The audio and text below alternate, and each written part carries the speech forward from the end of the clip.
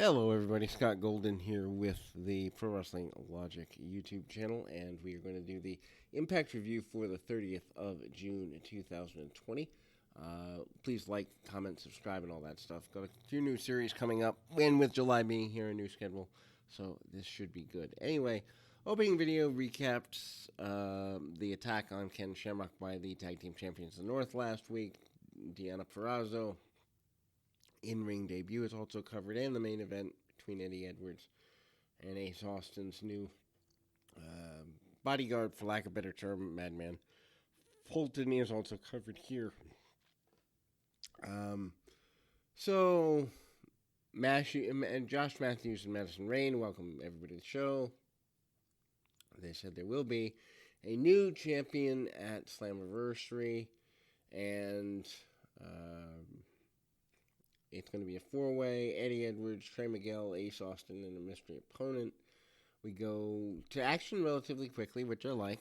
Chris Bay with Johnny Swinger defeats Suicide. Bay takes too long to hit a moonsault. Suicide recovers from the strikes that Bay had previously hit. And then he hits an atomic drop, a low drop kick, and a quick near fall. Suicide hits an electric chair drop and a lion saw, but Bay gets the knees up and turns the match around, went back to striking Suicide.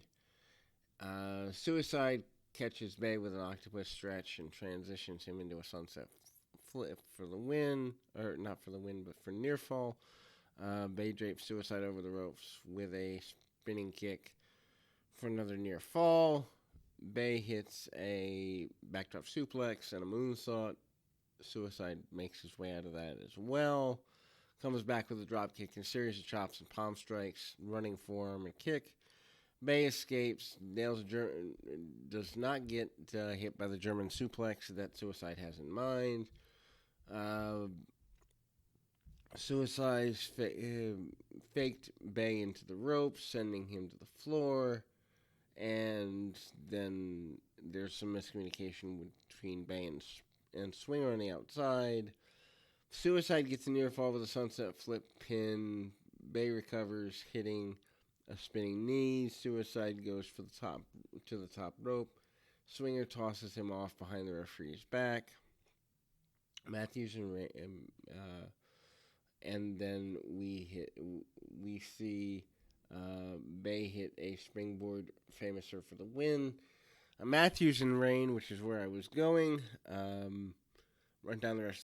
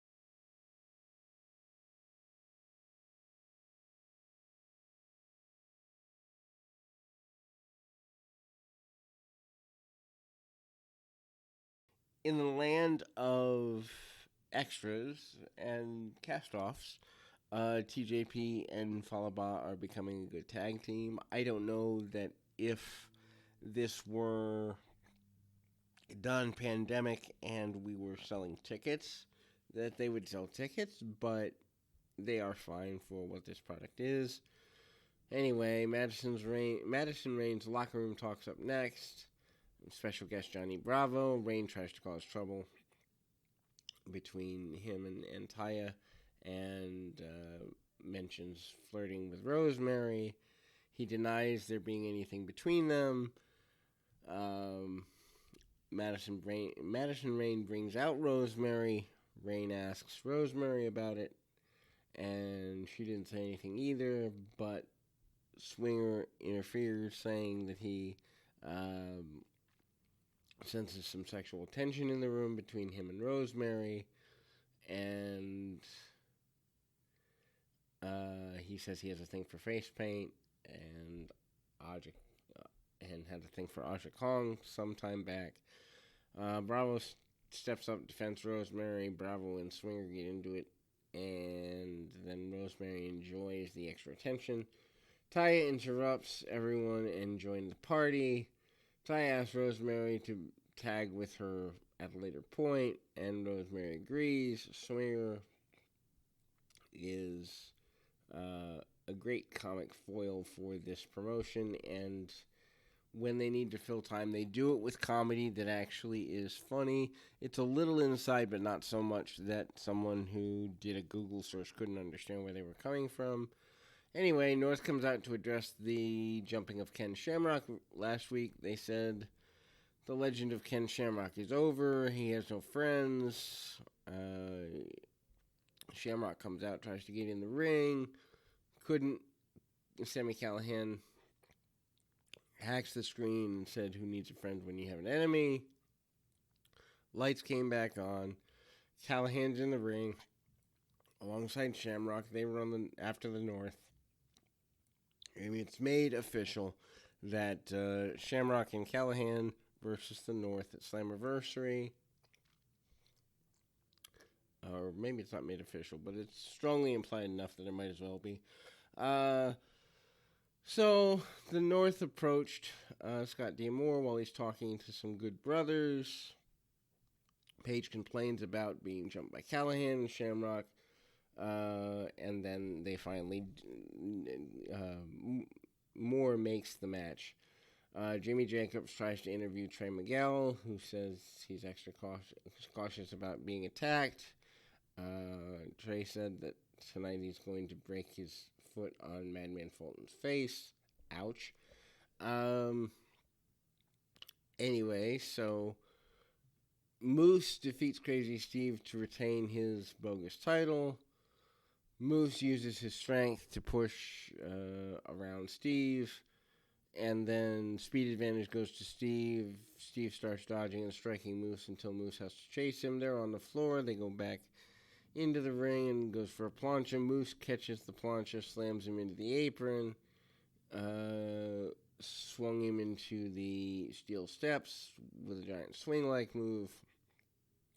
Moose punches Steve in the ribs several times before sending Steve back into the ring. Moose suplexes Steve into the ropes rib first.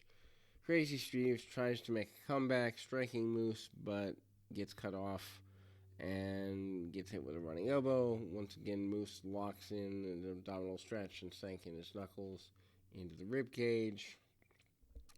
Moose tries a superplex on Steve, but Steve bites him in the face to stop him. Not a bad strategy.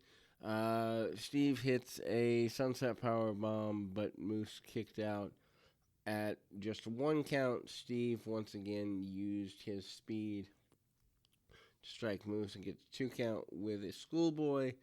Steve hits a running knee and then tries to follow up with a crossbody. Moose catches him, and Moose hits a fallaway slam, hits the lights out, and wins the match. Moose looks dominant in these situations. I'm not sure where the payoff is in the situation, though. Crazy Steve was up to the back Dreamer cuts a promo in the ring, calls out Moose for stealing a title because even with his natural talent, he can cut in an Impact. Dreamer told Moose to be a locker room leader, not a locker room cancer. And he says Moose wasn't a draw and wouldn't even be a footnote in wrestling history. I don't know. This falls flat. And if it's leading to Dreamer putting Moose in his place, I'm not a fan of that. Anyway, Hernandez and cousin Jake arm wrestled in the back with Cody Dino watching alongside. Hernandez beats Jake. Cody challenged for Double or Nothing. And then Kiera Hogan with Tasha Steelz defeats Havoc with Nevaeh. And that's our semi-main event, which is a weird place for it to be. Anyway, Hogan jumps Havoc with a dropkick to start the match. Tries strikes, but Havoc's strength is too much. And then Havoc gets up and tosses Hogan around from corner to corner. Havoc hits a scoop slam. Tasha tries to stop all this, grabs her foot, but Havoc takes Tasha out. This, however, is enough for Hogan to regroup and dodged a senton, regain some control. We go to commercial, we come back. Hogan and Havoc are in a sleeper hold, with Hogan being the dominant holder of the hold, and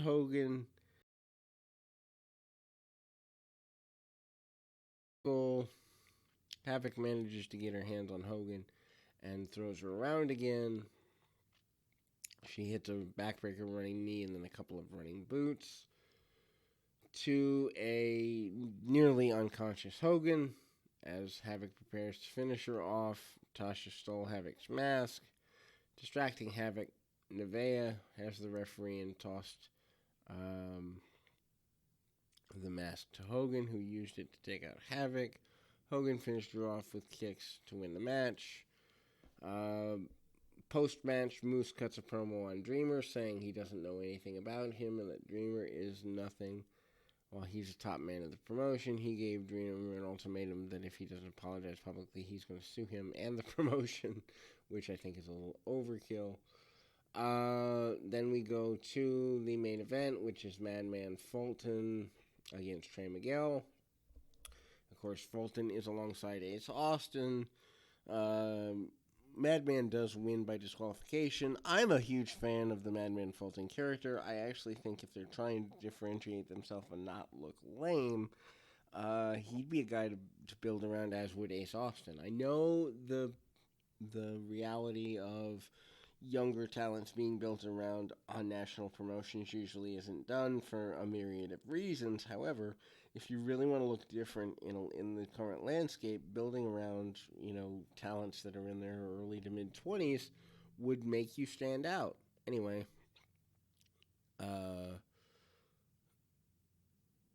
Ace Austin is using Madman Fulton to soften his opponents for the Slammiversary main event.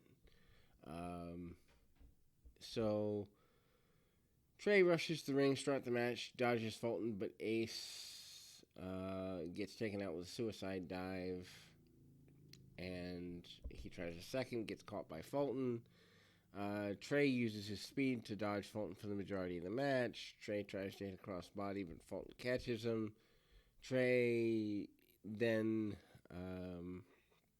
is the victim of chokeslam, and we also see Fulton hit him one-arm military press, and he hits a back suplex there as well. Fulton really dominant in the match.